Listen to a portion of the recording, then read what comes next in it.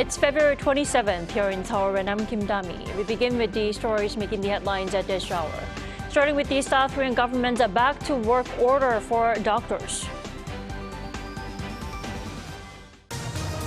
The government says that doctors must return to their post by this Thursday if they do not want to be held legally accountable for their collective strike action. However, those involved in the protest are showing no willingness to do so. Sweden will now join NATO as the 32nd member after Hungary held a parliamentary vote to approve the move. In response, Russian President Vladimir Putin signed a decree re-establishing the Soviet-era Moscow and Leningrad military districts. The World Mobile Congress is back for its 2024 edition, featuring eye-catching gadgets and the newest services. Those include Samsung's Galaxy Ring, Lenovo's fully transparent laptop, and of course, the most up-to-date AI. The government has set this Thursday as the deadline for doctors to get back to work or otherwise be held accountable for their massive walkout. Now, the call applies to over 10,000 doctors who are showing no interest in obeying the order. Shin Ha-young reports.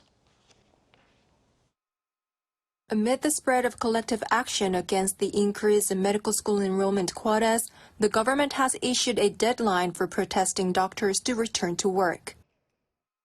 Considering the seriousness of the situation, the government is making a final plea.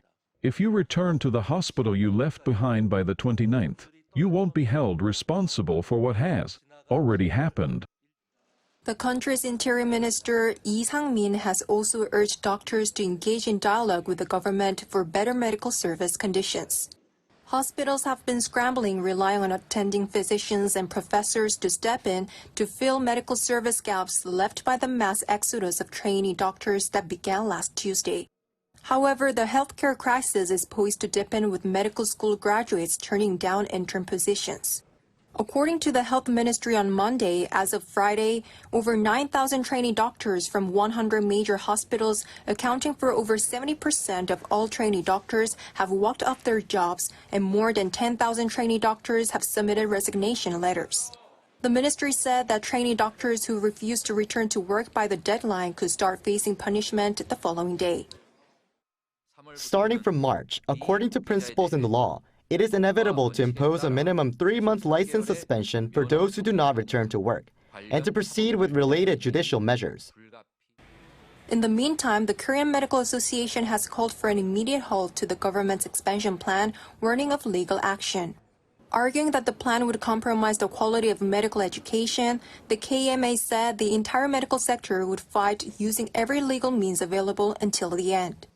In addition, the KMA is planning a massive rally on Yeouido on March 3rd, with 20,000 doctors expected to participate.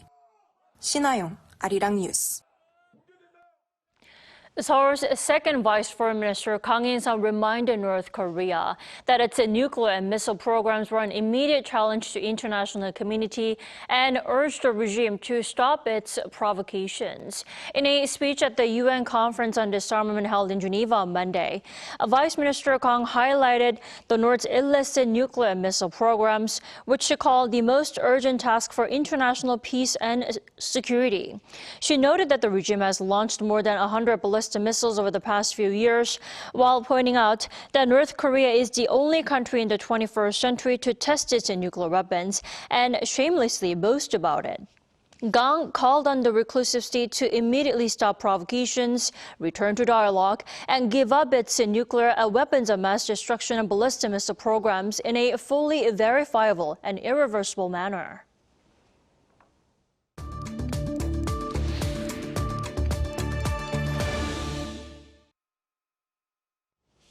North Korea reportedly continues to reject foreign aid workers entering the regime, yet it's welcoming back Russian tourists. What's on the North's mind? We turn to Yago Zeslut for more. Welcome back. Hello, thank you for having me on the show. Thanks for joining us. So, citing multiple international organizations, NK News reported last week that the North continues to keep its doors closed to foreign aid workers. Isn't pandemic no longer a concern for the North? I think it's pretty clear that the pandemic is no longer an issue for the government of North Korea, and we can see that because North Korean citizens are now being recalled home for the first time in years, and diplomats from Russia, China, and Mongolia are being welcomed into North Korea without going through a lengthy quarantine process. And of course, there are these Russian ski tourists that I mentioned. So as to when aid workers will go in, yesterday I interviewed a former senior official from the United Nations for the NK News podcast, and I asked him this exact question: when will aid workers and other humanitarian folks be allowed back in? And he said he believes it'll be soon, but he couldn't specify exactly when. Yeah, like you mentioned, at the same time, Russian tourists are allowed to travel to the regime. I mean, what does this mean then? Yes, it's a good question, and it's certainly not what we expected, but I think the general consensus is that it's a way of North Korea practicing a favorable diplomacy, a diplomacy of favoritism with those friends and allies that are closest to it. So by letting Russians in, the government of Pyongyang is showing that it is in support of Russia and that it needs friendship and support from Russia in return. So you're saying North Korea is playing this diplomacy of favoritism. I also would like to point out how North Korean leader Kim Jong-un has a secret son, reportedly, who is kept out of the public eye because he's apparently too pale and thin. This is according to the Daily Mail. Now, how realistic is statement? What do you think, Yako? Yeah, well, some context here. So the source for that Daily Mail article is Choi Soo-young, who is the same former NIS official who said back in November last year that everyone has been using the wrong name for Kim Jong-un's daughter and that it's actually not Kim Ju-ae, but Kim Un-ju. Now, that case still has not been proven, and there's been some pushback against that, such that, for example, it doesn't make sense if people in North Korea with the name Ju-ae have been forced to change their name. Why would that name be the wrong one? And other arguments. So, now, of course, it is quite possible that Kim Jong-un has other children, but we haven't seen them. So if they do exist, they're being kept out of the public eye for some reason. And if that boy that Choi Soo-young said exists and is being held because he's too thin and pale, well, look, that might be true, but the media has to be careful of single source reporting. We've got these two stories. They're all based on the same source. I would advise caution, and we have to wait until we get some more sources. For example, if there was a defector who came out from North Korea who had been close to the center of power, who had seen the boy and knew something about it, that might be more information. But we'll just have to wait and see. Right. I mean, does that mean, though, the possibility of the son becoming the successor cannot be ruled out instead of the daughter, Ju-ae or Un-ju?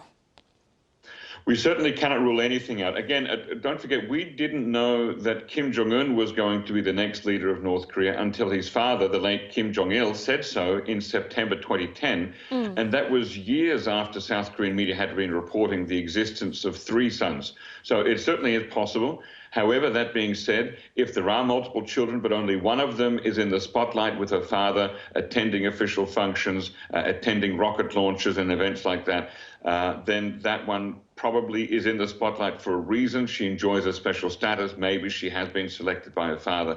But of course, plans can always change, can't they?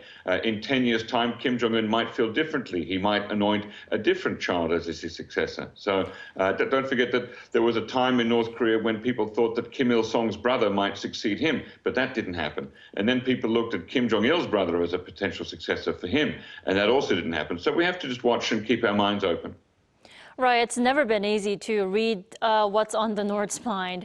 Now, the North's state-run newspaper, 노동신문, hasn't reported on Cuba since February 15th. That's the day after South Korea unveiled a surprise announcement of forging former diplomatic ties with Cuba. Isn't this rare for the North, and not to mention Cuba? It's not rare that North Korea doesn't make a big public deal out of diplomatic disappointments. I can only speculate, but I would not be surprised if Pyongyang is disappointed that Cuba has normalized relations with Seoul. But also North Korea's, there's a lot of experience with this. Way back in, I think, 1989 or 1990, when Hungary was the first nation in the Soviet bloc to publicly normalize relations with South Korea, North Korea was furious, and some very angry words were said. And now Hungary and North Korea have normalize their relations once again. So I think after 30 years of this kind of experience, North Korea is quite pragmatic and used to the idea that not only countries, but also the United Nations can recognize and have relations with both Koreas at the same time. And Cuba is also pragmatic because don't forget that right after the normalization of relations with South Korea, Cuba's President Miguel Diaz-Canel tweeted to affirm the historic relations and friendship and solidarity between Cuba and North Korea on the occasion of Kim Jong-il's 82nd birthday. So Cuba is certainly not finished in its relations with North Korea either. Definitely. All right. Thanks so much for joining us this morning, Jaco. We appreciate it. You have a great day. Thank you very much. You too.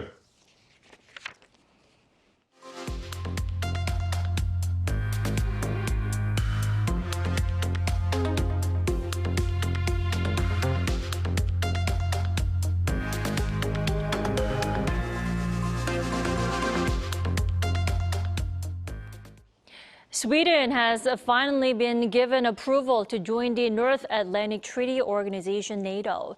The Nordic nation will now discard 200 years of neutrality and expand NATO's presence on the Baltic Sea even further. Park Gun-woo has the details. Sweden is set to become the 32nd member of the North Atlantic Treaty Organization after the Hungarian Parliament made its final approval to accept Stockholm on Monday local time. Only 6 out of 194 voters in the parliament opposed Sweden's accession, removing the last remaining hurdle preventing NATO membership. The parliaments of all NATO countries have now voted for Sweden to become a member of NATO, and it is, of course, a historic day we are witnessing. The process has taken nearly 2 years since Sweden applied to join the Defense Alliance following Russia's invasion of Ukraine in February 2022. Now, all that is left is for Hungary's president to sign the approval and for Sweden to submit its instrument of accession with the United States government. NATO Secretary General Jens Stoltenberg called it a historic day, taking to social media to say, quote, "Sweden's membership will make us all stronger and safer." But of course what happens now is that they will be a full member they will be covered by Article 5, and they will also be part of decisions inside NATO. Article 5 states that an attack on one member is considered an attack against all. Sweden's membership also means the country will discard 200 years of neutrality, while the strategically important Baltic Sea will now be almost completely surrounded, except for Russia, by NATO countries. Vladimir Putin also on Monday signed a decree that reestablishes the Soviet-era Moscow and Leningrad military districts effective March 1st. This was first proposed by Russia's defense minister Sergei Shoigu in 2022 in response to NATO's expansion. Park Gun-woo, Arirang News. With Russia and Ukraine entering a third year of war, Ukrainian President Volodymyr Zelensky said his military has only received 30% of the artillery shells promised by the EU. Meanwhile, Ukraine's defense ministry says some 410,000 Russian troops lost their lives since the invasion in February 2022. Lee Seung-jae reports. Marking the second anniversary since the Russian invasion of Ukraine over the weekend, President Volodymyr Zelensky called for continued support from the West in order to push back ongoing Russian offensives. However, the Ukrainian president on Monday also said that his military had not received all of the support it was promised, including 1 million artillery shells promised by the EU. He says the Ukrainian military has only received 30% of the promised amount, with the EU noting that the production capacity of defense companies in each country has not been able to keep pace, while their own arsenals have been depleted. High Representative of the EU for Foreign Affairs and Security Policy Josep Borrell recently admitted that the supply is being delayed, adding that 524,000 rounds would be delivered by the end of March. The prolonged war seems to have taken a toll on Ukraine as it struggles to defend against the Russian offensive. According to the Associated Press, the Ukrainian military once again withdrew its troops from Arirang following an attempt to take back the Eastern Front region. The strategically important town of Arirang was recently captured by the Russian army. The military spokesman said its troops had to retreat further as they could not overcome the vastly larger number of Russians. Meanwhile, the Russian military claimed that it had destroyed an M1 Abrams tank for the first time. The main battle tank was given to Ukraine by the U.S. and deployed to the front line last fall. And a day after President Zelensky announced the number of Ukrainian troops that have died in battle, Ukraine's defense ministry says 417,000 Russian troops were killed during the two-year war. It added that Russia lost many of its military vehicles, including 6,555 tanks, 12,478 combat armored vehicles, 25 battleships, 1 submarine, and 340 military aircraft.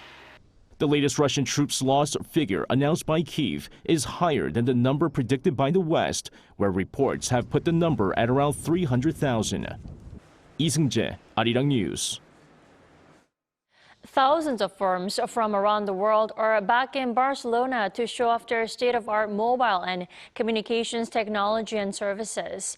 Artificial intelligence once again takes the center stage. Our Moon Hae-ryun has more. Europe's biggest mobile and telecommunications trade show is back. The 2024 edition of the Mobile World Congress, hosted in Barcelona every year, kicked off on Monday local time. The theme for this year's four-day event is Future First, embodying 6 different sub-themes such as 5G and AI, and stretching beyond the mobile industry to digital transformation overall. Around 2,400 firms from 200 countries around the world are expected to showcase their products and services this year to 95,000 visitors. Among the firms unveiling their latest new technology is South Korean tech giant Samsung Electronics, with its new Galaxy Ring that tracks health data in your sleep. While attendees at MWC are unable to actually try the units on display, the product is due to hit stores sometime later this year to join Samsung's lineup of wearable technology. Another reveal at MWC 2024 from domestic telecommunications firm KT is the intelligent urban air mobility traffic management system that assists in the safe operation of urban air mobility vehicles. UATM digitally replicates real-world UAM operations by integrating digital twin technology and AI, and enhances safety based on numerous data analyses and simulations. Meanwhile, China's participation in the event is also garnering attention, as its biggest companies, including Huawei and Xiaomi, did not participate at CES 2024 last month, amid growing competition in US-China technology sectors.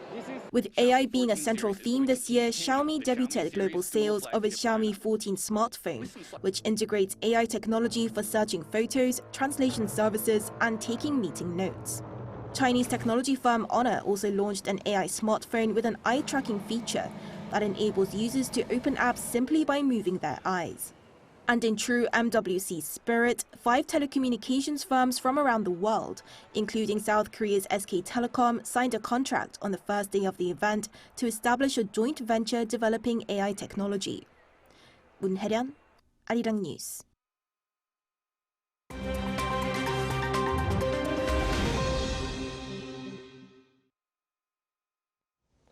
Good morning, I'm Kim Jong-un, and now we turn over to stories from around the world. We begin today in the United Arab Emirates, where the World Trade Organization's 13th Ministerial Conference opened in Abu Dhabi on Monday. The 4-day event is attended by ministers from most of the WTO's member countries. In Monday's opening session, the WTO accepted its first new members since 2016 as Comoros and Timor-Leste joined the group. The WTO now has 166 members in total. 8 members also accepted the fisheries subsidies agreement adopted in the previous ministerial conference, bringing the number of acceptees to 69. In the opening of the biannual meeting, WTO Director General Ngozi Okonjo-Iweala said that war, uncertainty and instability are weighing down the global economy, and with almost half the world's population heading for elections this year, people everywhere are feeling anxious about the future, and this will be felt at the ballot box this year. She added that inflation in food, energy and other essentials will be fueling political frustration. In the US, the Federal Trade Commission and several states on Monday announced that they are suing to block retail supermarket chain Kroger's $24.6 billion deal to buy the smaller rival Albertsons. If completed, the Kroger-Albertsons deal would be the largest supermarket merger in the US history, creating a grocery empire with some 4,000 stores. The FTC said that the deal will eliminate fierce competition between Kroger and Albertsons, leading to higher prices for groceries and other essential household items for millions of Americans. The director of the FTC's Bureau of Competition, Henry Liu, said that Kroger's acquisition of Albertsons would further exacerbate the financial difficulties facing consumers. The FTC also said that Washington D.C. and 8 states, including California and Illinois, are joining the Commission's federal lawsuit. Kroger, meanwhile, argued that should the merger be blocked, retail giants such as Amazon and Walmart would become even more powerful and unaccountable. In the U.S., a member of the U.S. Air Force has died on Monday after setting himself on fire in front of the Israeli embassy. 25-year-old Aaron Bushnell chose to self-immolate in front of the Israeli embassy in Washington, D.C. on Sunday in protest against the war in Gaza. Secret Service members rushed to extinguish the flames, but Bushnell later died in hospital.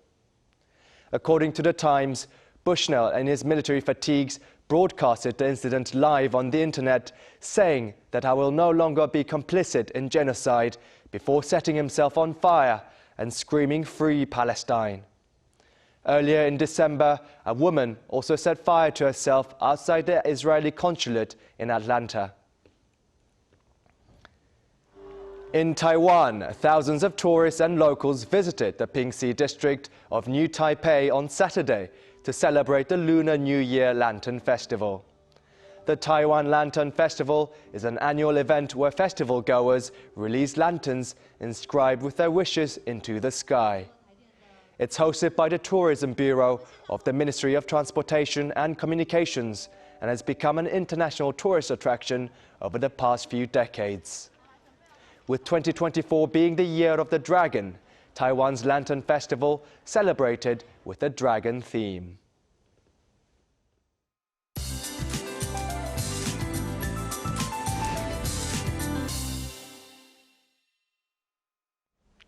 Good morning. A few days of spring warmth we had this month might have spoiled us. It feels far chillier nowadays, despite temperatures hovering around the norms. While we are expecting a repeat of yesterday's weather in most places today, temperatures, in fact, stay in a similar range through Thursday. But rain on the last workday of the week will bring a big drop in readings to the country. For today, the east of Gangwon-do could see more snow flurries through the first half of the day. The mountainous regions on Jeju will see 1 to 3 more centimeters of snow. The rest of the country, meanwhile, will be under partly sunny skies. Morning temperatures are slightly higher than the same time yesterday, and highs will rise to a similar level to yesterday, topping out at 12 degrees over in Gwangju and Jeju Island this afternoon. Meanwhile, southern regions in Jeju will be quite windy all day today. Thursday's rain will bring freezing temperatures to central regions. It will be colder on Saturday morning. It looks to be a rainy one for the east of Gangwon-do and southern regions early next week. That's Korea for you, and here's a look at the international weather conditions.